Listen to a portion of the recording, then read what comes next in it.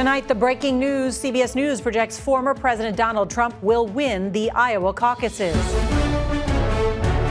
He can get the job done and not afraid to crack some eggs to get the thing done. The results in Iowa as we look forward to New Hampshire and what it means for the race for the White House. This is our chance in Iowa to make a difference. The bitter cold blanketing most of the U.S., 100 million Americans under winter weather alerts, plus a new storm moving in. Temperatures are cold everywhere. Looks like many of us are going to be well below zero. The latest news about those 2 Navy SEALs missing at sea. How long? Not long. How long? And on this Martin Luther King Jr. Day, we hear from the civil rights activist in his own words. Glory, hallelujah. His truth is marching on.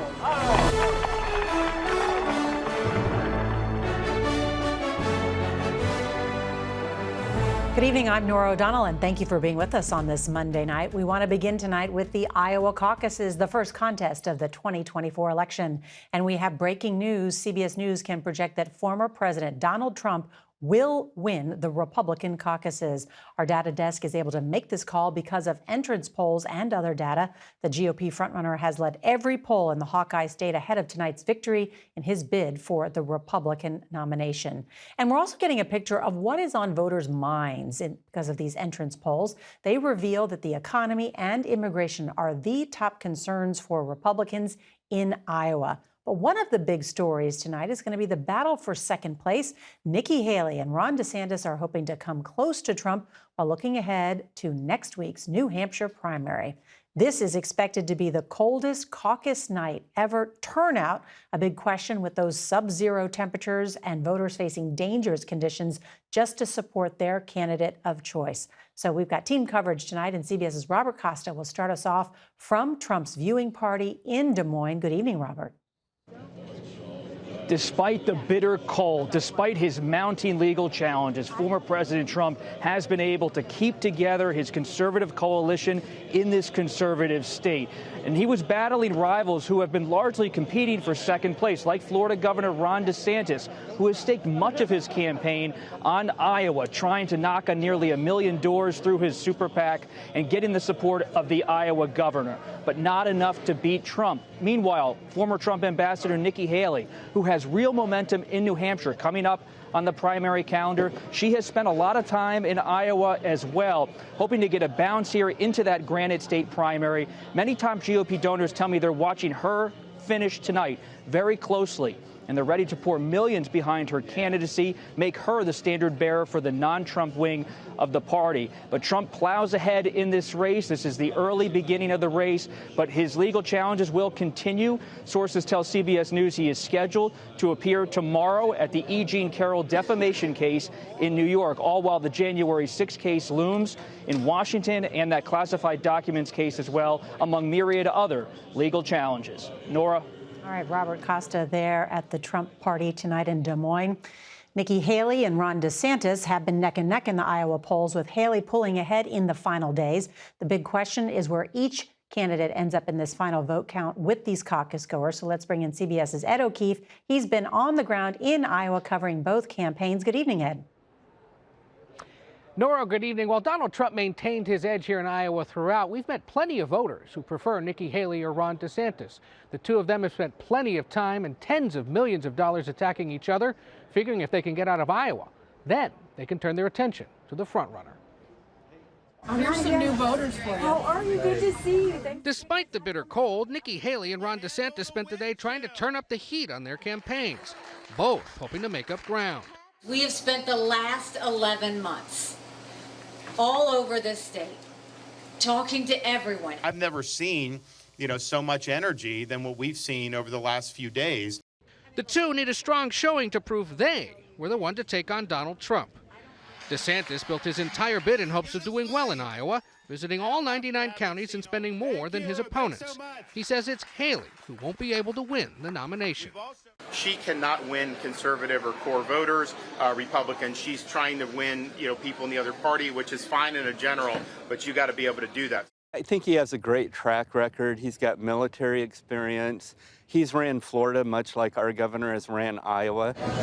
Haley's team believes she's already knocked out DeSantis. She's doubling down on the original premise of her campaign, that she's the best change from the current and former presidents. The better choice for a better America? Nikki Haley. I like her policies. Haley has won over people like Carla Succo, a former independent voter who's registered Republican in part to stop Trump. You're willing to come out in the bitter cold to stop Donald Trump? I will. I've been home since Thursday, snowed in for 2 days. I want our country to be able to continue without the chaos that Nikki has alluded to, and that's a nice way to put it. Fascinating to hear from those voters. Ed, stay with us. I want to bring back in Robert Costa and also bring in CBS's Tony DeCopel, who is inside a caucus site in Johnston, just outside Des Moines. He's also been talking with voters. Good to see you, Tony. So what are the issues that voters are saying are most important to them? Yeah, good evening, Nora. I'm going to keep my voice a little bit low because it is an active caucus site. They're, in fact, giving candidate speeches behind me, preparing to vote. I want to give you one note, actually, about something we're following tonight, and that's the number of Democrats who will come register as Republicans and participate in the caucus this evening. Here in Polk County at Beaver Creek Elementary School, they had so many Democrats show up. They actually ran out of the forms. At least 24 Democrats made the switch in a room of about 100 people.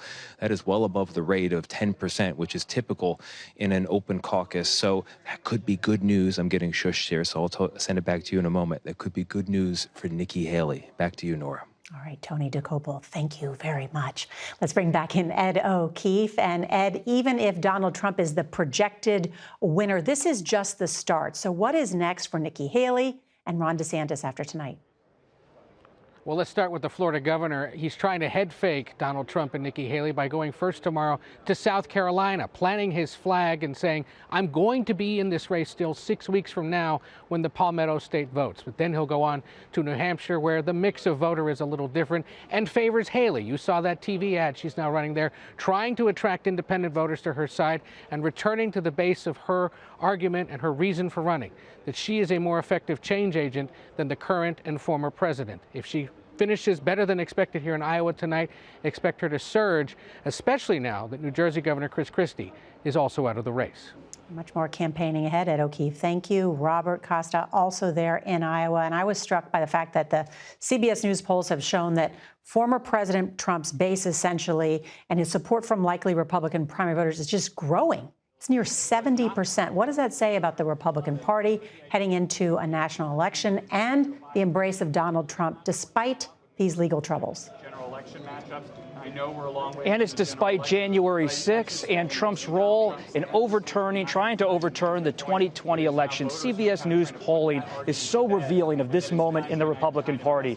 Despite all of those legal challenges, despite January 6th and his push on Vice President Pence and so many others at the time, Republicans are ready for a Trump revival. His support is growing in Iowa and across the country. That doesn't mean that Ambassador Haley and Governor DeSantis can't catch up at some point. But the Trump vote is still there, and they want to see him back in the White House, to see their group back in power.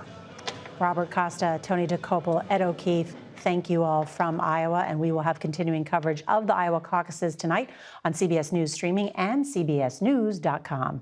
Now to tonight's other big story, the brutal cold that is blanketing much of the nation. Tonight, 128 million Americans under wind chill alerts from the Canadian border to southern Texas. Plus, there's snow and freezing rain. CBS's Omar Villafranca reports from a very snowy Memphis.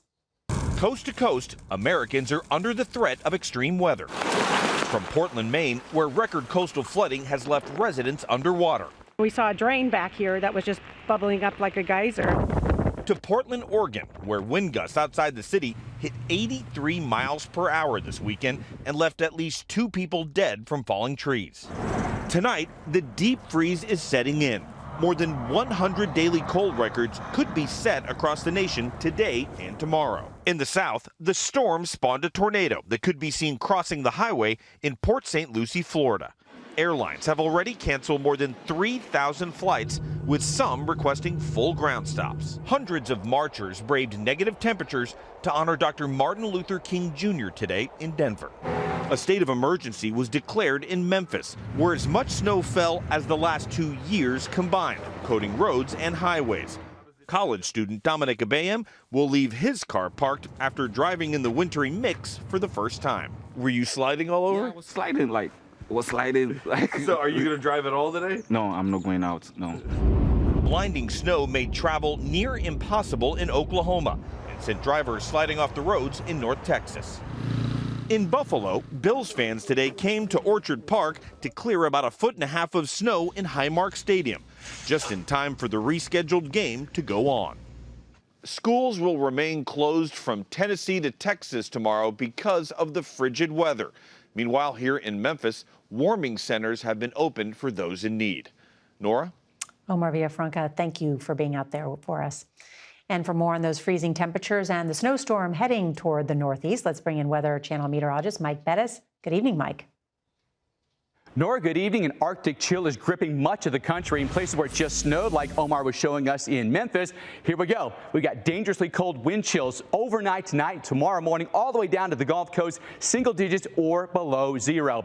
Snow, it now exits through the Northeast, should be gone by tomorrow evening, but not before bringing our first 1-inch snow to Washington, D.C. in 2 years. All that snow, again, gone by tomorrow evening. A large area of 1 to 3 inches is on the way. To the west we go. It's all about ice here. Ice storm warnings in effect. Portland and Salem, about 1/2 inch of ice is on the way, especially through the second half of the day tomorrow. That means very dangerous travel, as well as a likelihood of power outages. Now, that system likely to combine with another one late in the week. What it does, Nora, is it aims at the Ohio Valley and the Northeast, brings a good shot of snow as we head into the weekend.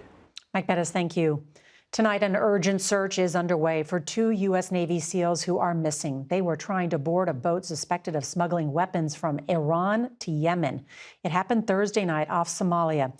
Officials say they were attempting to board the ship in rough seas. CBS News has learned weapons were found on the vessel, including one-way suicide drones. Now to the widening conflicts in the Middle East. Today, a U.S.-owned cargo ship was hit by a ballistic missile off the coast of Yemen. That's according to U.S. Central Command. The attack by Iranian-backed Houthi militants caused no injuries or significant damage, but it follows Friday's retaliatory strikes by the United States and Britain. CBS's Charlie D'Agata reports tonight from Tel Aviv.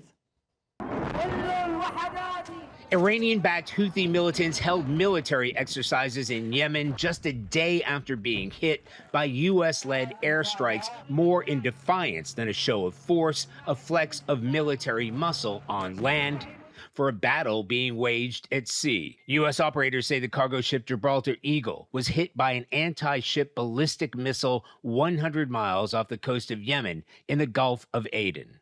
The company said the vessel suffered limited damage to the cargo hold, but that it was stable and heading out to sea with no injuries reported. The attack follows that massive U.S.-UK bombing campaign to deter assaults exactly like this. The Houthis retaliated by launching an anti-ship cruise missile toward the USS Laboon destroyer in the Red Sea before it was shot down by a fighter jet, according to U.S. military officials. Houthis say they're targeting commercial ships in solidarity with Palestinians as the conflict in Gaza reached 100 days, where Hamas released undated video showing 3 hostages speaking under duress, including Noah Argamani, the 26-year-old captured on video being taken away from the music concert on the morning of the October 7th massacre. One of more than 130 hostages that remain missing tonight. Hamas released unverified images of the 2 other hostages, the 2 men, revealing that they'd been killed while in captivity. It's not clear when that video was taken. It's also unclear about the well-being of Noah Argamani tonight. Nora? Tough to hear that news. Charlie D'Agata, thank you. Back here at home, Defense Secretary Lloyd Austin is at home tonight after spending more than 2 weeks in the hospital due to complications from surgery from prostate cancer. Austin says he's going to work from home while he recovers. A doctor says no further treatment is planned for his cancer. Tonight, the crisis at the southern border has turned into a turf war between Texas and the White House. The Biden administration says 3 migrants drowned after Texas National Guard members physically blocked federal border agents from attempting to rescue them. CBS's Weijia Jiang reports this latest incident is adding more fuel to the fire in this tense border standoff. The Texas National Guard abruptly seized control of a 2.5-mile stretch of the southern border last week. DHS says on Friday, federal border protection agents requested access to the area, where a group of migrants was attempting to cross the Rio Grande. But Texas officials refused. A woman and her 2 children drowned. In a cease and desist letter to the Texas Attorney General, the top lawyer for DHS said Texas's failure to provide access to the border persists, even in instances of imminent danger to life and safety, calling the state's actions clearly unconstitutional. It's all politics.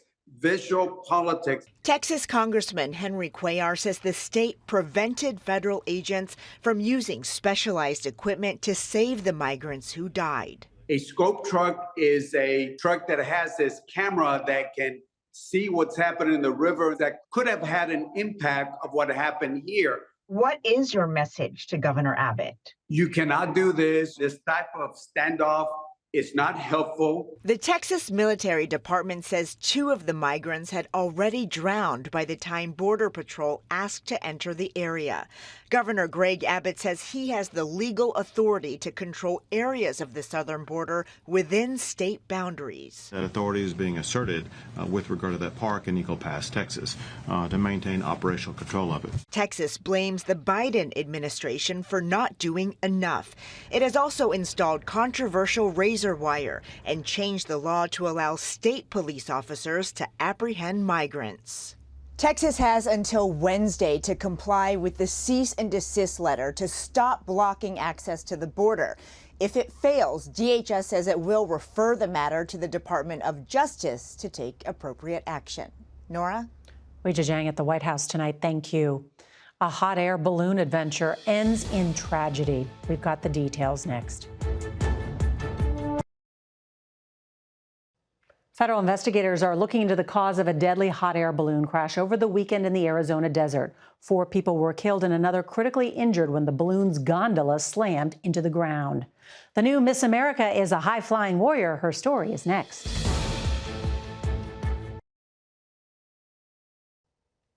An officer in the U.S. Air Force traded her flight helmet for the Miss America crown Sunday night.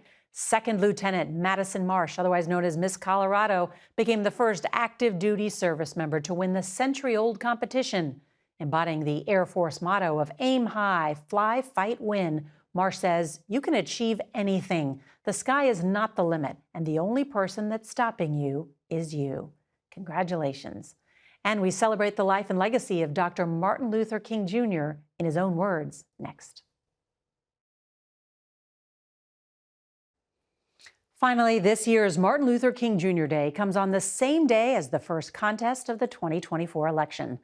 Dr. King was most passionate when he expressed the power in the right to vote and the need for that right to be given to every American.